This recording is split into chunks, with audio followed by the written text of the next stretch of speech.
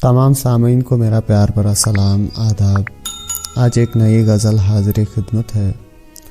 गज़ल का मतलब यूँ है, अगरचे चलने चलाने का है हुनर इसको, अगरचे चलने चलाने का है हुनर इसको, मगर ज़रा भी नहीं जज्बाए सफ़र इसको। कोई परिंदा नहीं बैठा आज तक इस पर, कोई परिंदा नहीं बैठा आज तक इस पर, भला मैं कैसे कहूँ खुल्द का शजर इसको। अगरचे हद में भी रखते हैं ये समंदर को, अगरचे हद में भी रखते हैं ये समंदर को, बिखरने भी नहीं देते किनारे पर इसको।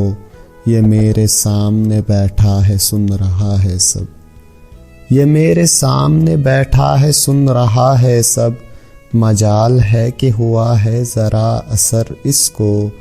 नया नया सा मुसाफिर है इश्क का ये दिल, नया नया सा मुसाफिर है इश्क का ये दिल, अभी तो लगता है आसान है सफ़र इसको।